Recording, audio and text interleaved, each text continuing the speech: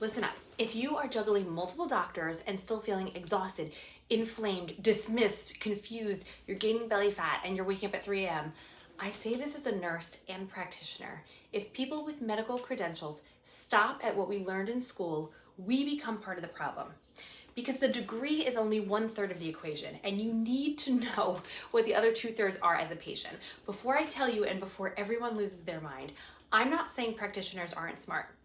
They are very smart. They have so much information in their brains and so many incredible skills. But if we want healthcare to actually improve, we have to stop acting like pointing out the cracks in the system is some kind of personal attack. In school, we learn a lot, and it matters. It's all important, but it's also insufficient. And if someone stops learning after their formal education, I think that's really dangerous, and we see it all the time. They often tell on themselves here on social media. You'll notice because they act like their credentials make them an expert. This happened yesterday in my DMs. I was told, I'm an eye doctor, and I tell my patients to wear sunglasses every time they step outside. I respect your education, doctor, and also I'm not surprised that you recommend that because that's what you were taught in school, but that completely misses most of the downstream physiology of why natural light impacts the rest of all of our systems.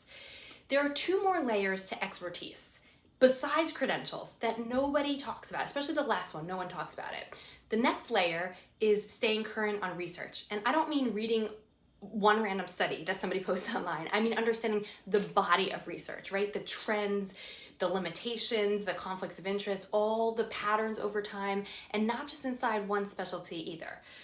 If you're a dentist and you're only reading dental research instead of whole body research, to me that's a huge red flag. But even staying up to date on current research isn't enough because great practitioners understand something that no one ever speaks about. Research is looking in the rearview mirror. The people who actually move healthcare forward, and this is the 3rd layer here, these are the ones that are connecting dots before the consensus catches up.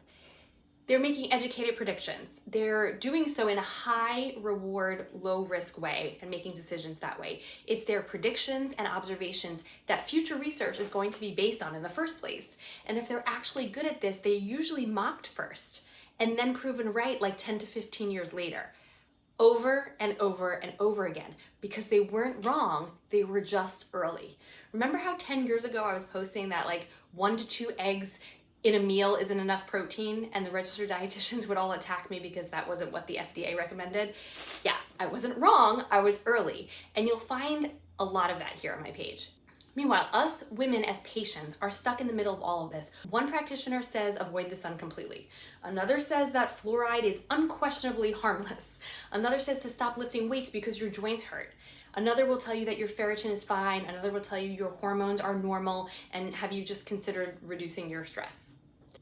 And no one is connecting the dots because too many practitioners are seeing one body part, one system, one silo. They're not seeing the whole human physiology. And there's almost no accountability for the long-term downstream effects, right? No one goes back 20 years later and blames the doctor who told them to fear the sun when they are metabolically wrecked, chronically inflamed, depressed and depleted, deficient, right? No one leaves a bad review for the ortho who told them to stop exercising due to joint pain when they later became frail and sarcopenic, terrified of movement, and then sidelined after they had a fall. We are way too specialized. And yes, specialties absolutely matter, but women also need practitioners who understand systems, patterns, trade-offs, right? Long-term physiology, how all of the pieces interact together. Our body parts are not out here just all living like independent lives, right? And before someone twists this into, oh, so credentials don't matter, that is absolutely not what I'm saying. The education part matters a lot. People who try to fix other people's hormones online without even being able to pass a detailed hormone test scare the crap out of me.